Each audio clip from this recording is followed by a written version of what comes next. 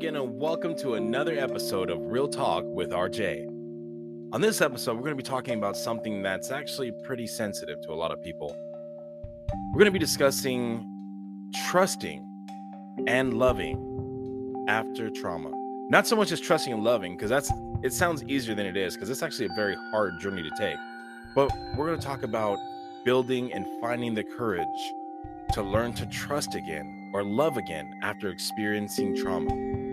Now, I'm not going to sit here and bore you with all the different types of trauma that a person can experience. But suffice it to say, there's lots of different types of trauma out there, and people respond differently to the same types of trauma. An example, let's say you have two identical twins, and you slap both of them in the same side of the face with the exact same level of pressure. You will have two very different responses. Why? Because each and every person has a unique set of ingredients and experiences that makes up who that individual is. So, one of the big mistakes that a lot of people experience is that when someone goes through trauma and they cry about it, or they feel bad about it, or it's beating them up, someone else who's been through something similar will be like, "Oh man, grow up, man. You're being weak. I went through that. That was nothing." Well, that person's not you. It's perhaps that person was sheltered a little bit more and didn't get the hard love that you may have received, or was exposed to actual life. There are many good meaning parents out there who actually shelter their children from what the world has to offer. In my opinion, the more effective parents are the ones who prepare their children to survive in the world rather than hide them from it and act like it doesn't exist. It's important to teach survival rather than isolation, because people who are isolated will get eaten up alive when real life hits them. Now, I'll talk about trauma that happened to me. From when I was born up until when I was about 9 years old, my biological father had assaulted me in a way that no father should ever. The man that was charged with protecting and loving me and loving my mother had not only hurt me in shameful ways and in quite embarrassing ways, but also did that to other members of my family. It took me a long time to even realize that I held a grudge against this man, but that was a fact. I found that out later on in life, that I still held a grudge against him. And I found out that holding that grudge was just making life more difficult. I had this victim mentality where I was like, man, I can't believe he did that to me. I can't believe he did those things to me. I was a helpless little child. I was mad for a long time, but one day I learned to look at it from a different perspective. One day I said, I'm so sick and tired of being mad at this man. I don't want to have these grudges anymore, because it's not making life more beautiful. It's not making life easier. It's not making me happier. It's actually making me quite miserable every time I think about it. It's just like the wound opens up. It never heals. When you hold a grudge, you hurt yourself. It's like you just got a surgery. Let's say you just got a surgery on your left arm, and it starts to heal. After a while, you don't even realize the pain, but you're like, you know what? I don't feel the pain anymore, but I'm going to hit myself in the scar, and it hurts all over again. Now you got to go get it checked again and get it worked on again. Like, holding a grudge is reliving the incident that caused you so much trauma for so long. So holding a grudge doesn't do anything for you. It does more harm to you than the person who traumatized you. A lot of the times, people who traumatize you are not losing sleep over what they did. And there are also times where these people have, asked for forgiveness and moved on with their lives, but you decide to hold a grudge because you don't think that they are worthy of that. So for my dad, when he did those things to me, I held a grudge but didn't realize I did. So one day I sat there and I prayed for a long time, asking, like, please help me to forgive him. And then when I felt that I could forgive him, that it was sincere, that I wasn't just speaking the words, I asked for a miracle. I asked for permission to see my dad. He died 2 days before September 11th. So this was I was about 15 years old in September 11th. But when I was in my late 20s, I spoke with him. Well, I prayed, and I asked for permission to see my dad one more time so that I can forgive him. I can tell him I forgive him to his eyes. Well, unexpectedly and miraculously, I had experienced that very, very special opportunity. I had spoken with my dad. I'm not going to get all mystical and, religious or scriptural about it. But the fact is, I did see my dad. I looked him in the eyes and I told him, Dad, I forgive you. And I felt a massive weight lift off my shoulders. And he just started to tear up and he cried. And he's like, thank you so much, son. That means everything to me. And I told him, Daddy, I knew you were sick. I know you were sick and I forgive you and I love you. And when that experience had ended, it was just incredible because I didn't feel a grudge. I didn't feel any hatred or anger toward him. I was free. It was like the proverbial shackles had fallen from my wrists. More so, they'd fallen from my heart. And for a long time, I used to wonder, God, I was mad at God. I was like, why would you let something like this happen to me? You're supposed to protect me. You're supposed to let my dad protect me. There's all these other kids out there who have dads, don't even care about them. They don't love them. These kids don't even respect their dads. Their dads don't respect their kids. I had a dad. I would love to have a father, and I don't even have that. Why would you let all these kids have fathers and be ungrateful for them? And then why would you let these fathers be disrespectful to their kids when you're supposed to love children? What happened? Why would you let them do that? For a long time, that was actually the question on my heart. And then little by little, I actually started to understand because it started to make sense. I started meeting people, one after another, meeting so many people who had been sexually assaulted, who had been violated in various ways, who had been traumatized in ways I had been traumatized.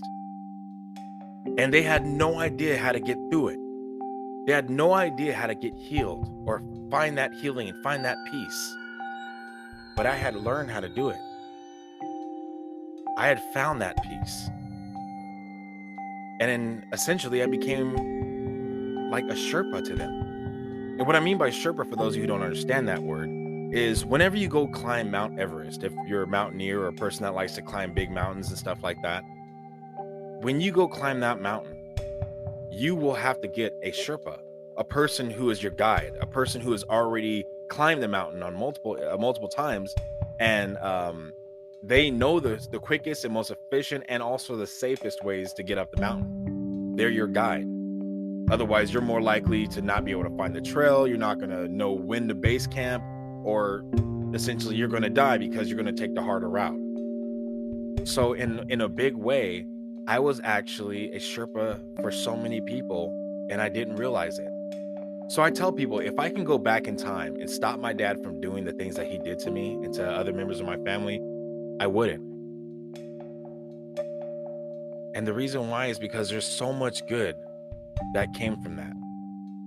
Now, some of you out there might start thinking like, why would you say that? That's pretty messed up. Why would you say that? Well, let's give you another extreme example. All those people who shed their blood for this country, for the freedom that this country has to offer.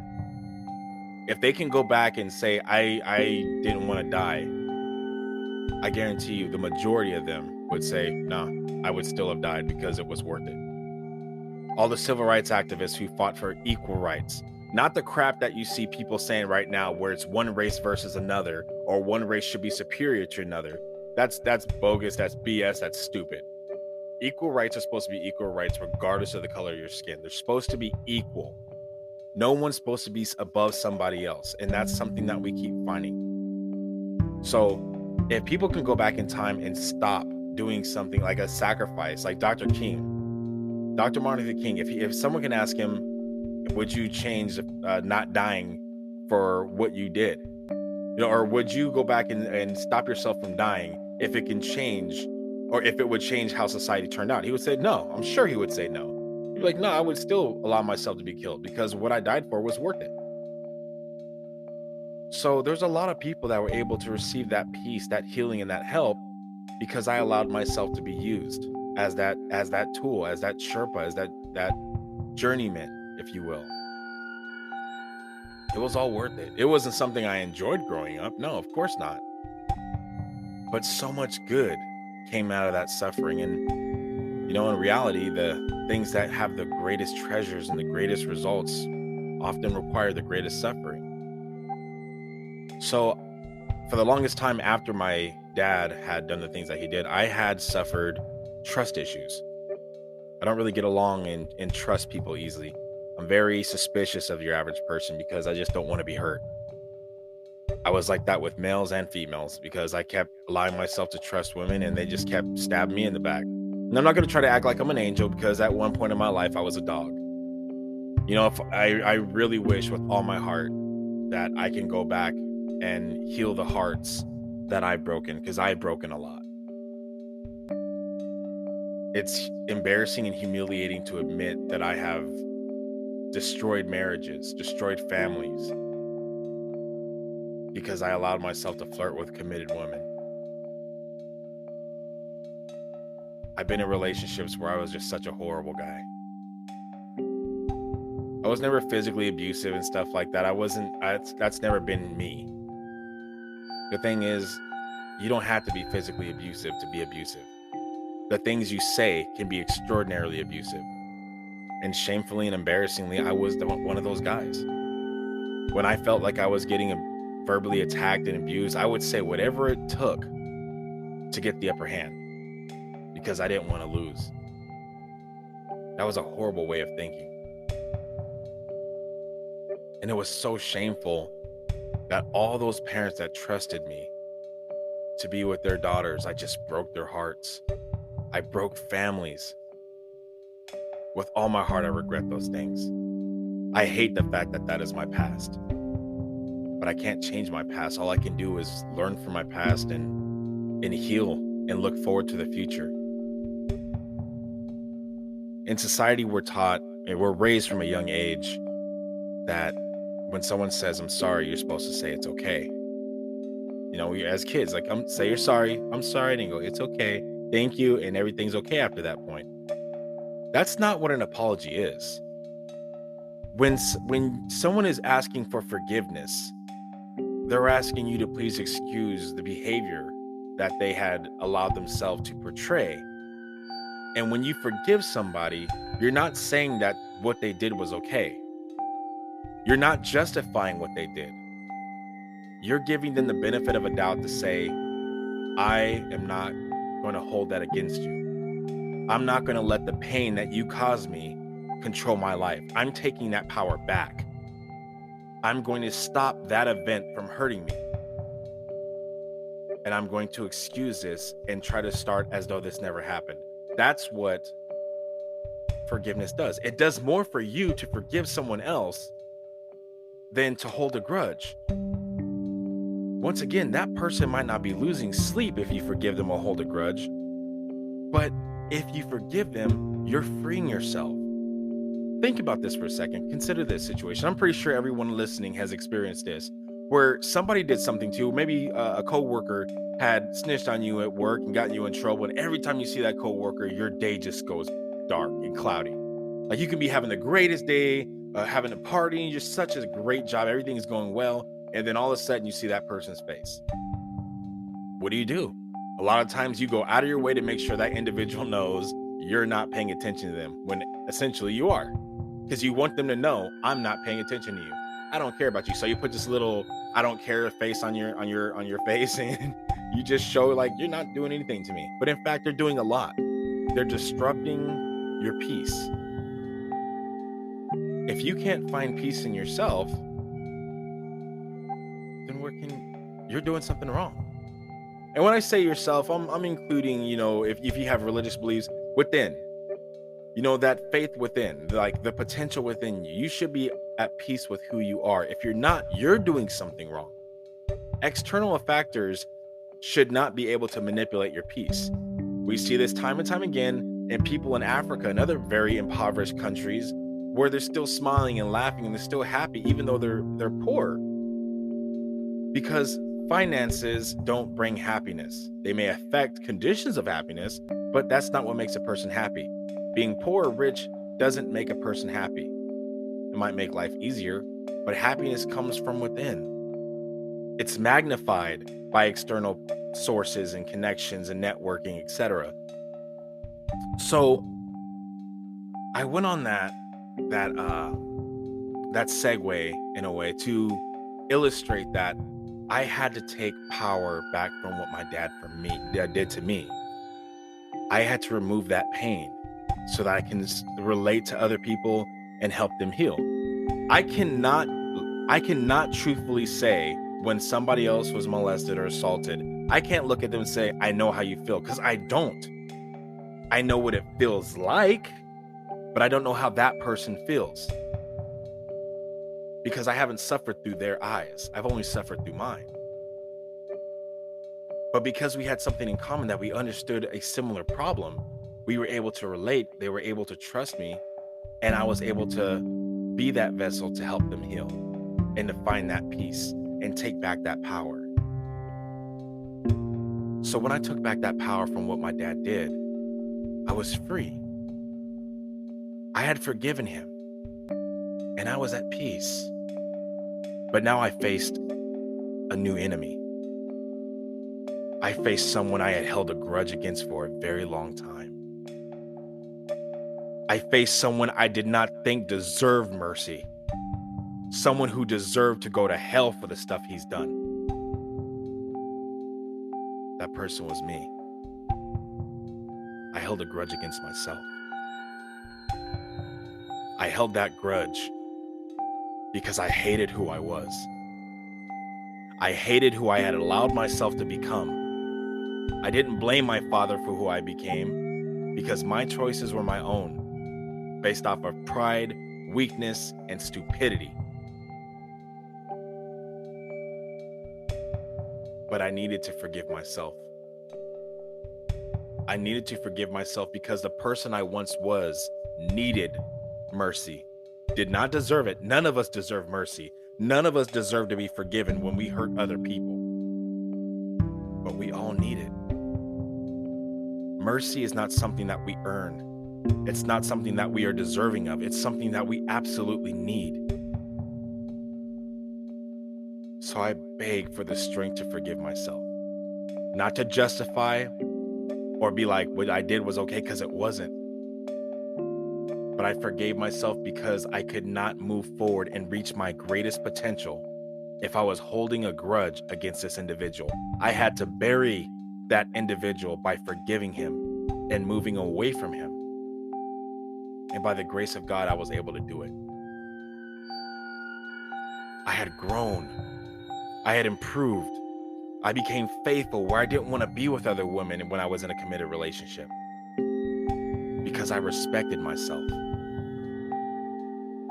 I didn't want to put any woman through the pain that was caused to me by other women when they broke my heart. So when I became an honorable man, when I had forgiven myself and moved forward, what I had to do was I had to start making those actions align with the goal of who I wanted to become. And so that was a reality. And that became my reality. So I started meeting women who on face value were very good women, honorable, good, upstanding people. And then one after another, they were breaking my heart, lying to me, being conniving, and just being really horrible. And each time I would ask God, why do you keep bringing these women into my life? Why would you keep doing this to me? I'm a good man. Why do you keep bringing this garbage that just keeps hurting me? And it's just kind of started to help me understand something.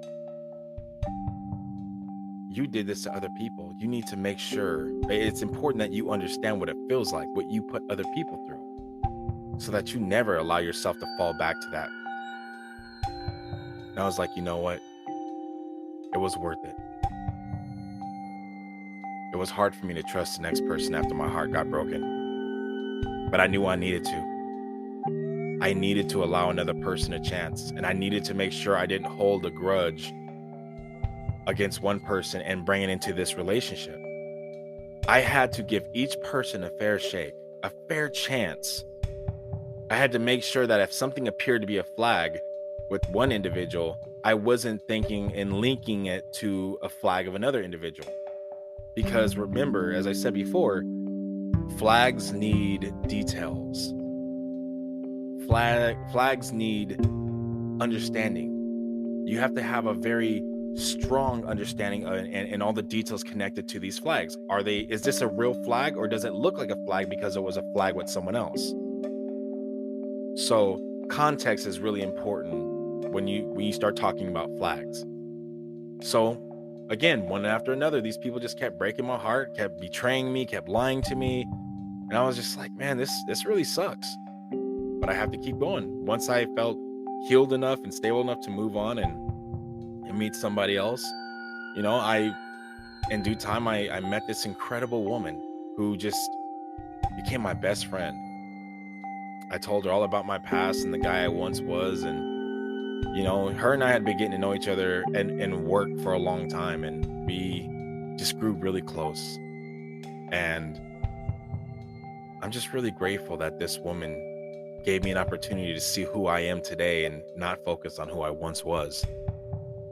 But this woman was incredible. She is incredible. And I decided that on my birthday, I invited her whole family over. I had my mom and one of my brothers over, and nobody knew except for one of my dear friends, because I asked him to be the cameraman. For my birthday, what I gave myself was a fiance. I had asked my girlfriend at the time to dance with me in front of everybody as my birthday present, and she's a little shy when it comes to things like that, and she decided to go ahead and do it. She never listened to the lyrics of the song, which were about proposing. I knew she wouldn't, because she's busy. She's got a lot of things going on. And I've sent this song to her on multiple occasions. And, on my birthday, I decided to go ahead and dance. And then right after that, I took a knee and I asked her to marry me. And she just started crying. She was so happy. And I knew when I gave her that ring, I was making the best choice I'd ever made in a companion. I'm so blessed to have her in my life. She is my equal, she's my partner, and she is the blessing that I had received after allowing myself to trust after each time I was betrayed, after allowing myself to love after each time I felt hated, when all I did was good to some of these people in the past. So I said all those things to say that it's important to remember that if you don't allow yourself to trust or love again, you're never going to see the light at the end of the tunnel. And if you stay in the dark, you lose your sight. If you stay in the dark, you start to get sick. You got to come out of that darkness. You got to get free of that fear of being hurt again. You may get hurt one more time. You may get hurt 100 times. But I promise you, if you give each person a fair chance and get to know them for the right reasons, and don't get persuaded or distracted by good looks, good bedroom techniques, or sex talk or whatever, just focus on the character of this person. If you're willing to do that, you will see real flags way earlier than you normally would if you had not. And you will end up finding the greatest person you will ever meet, who will become your greatest friend. Don't hold grudges, because grudges will age you faster than you would smoking cigarettes or any other drug that will age you.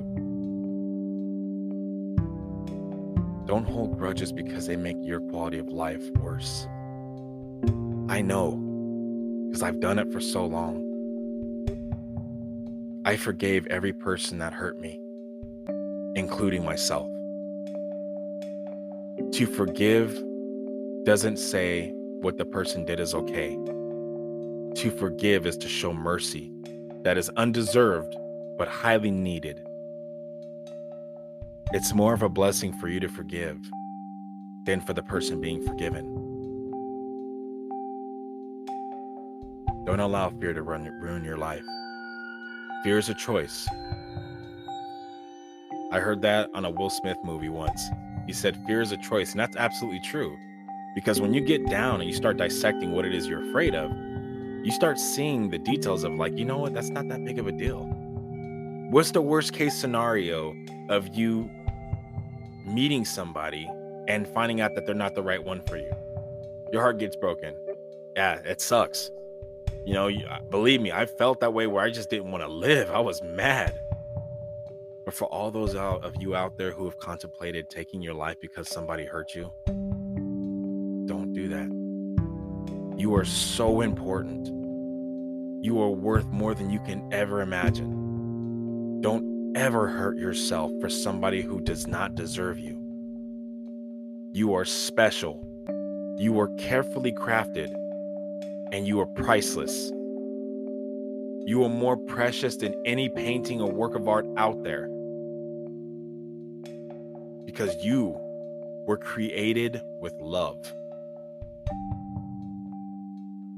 You might not think you were, but I promise you, you were. Remember, fighting is not always easy. It's a fight for a reason. Warriors get knocked down. I'm a veteran. I've been to Iraq. I've been to Iraq with the United States Marine Corps. I help package the personal effects, the personal property of fallen soldiers and Marines, seamen from the Navy, and even some airmen. That was not easy, but it had to be done. Warriors get tired. If any warrior tells you he's not tired, he doesn't get tired, he's lying to you, or she's lying to you. Fights are worth it in the end, if you fight for the right reasons. So just remember those things. Remember to not let fear dictate your future. Remember to forgive those who have hurt you, not because they deserve it, but because they need it, and you need it more. It doesn't mean that when you forgive somebody that you have to let them back into your life and to do the same things that hurt you the same way. That has nothing to do with forgiveness. That's not it at all.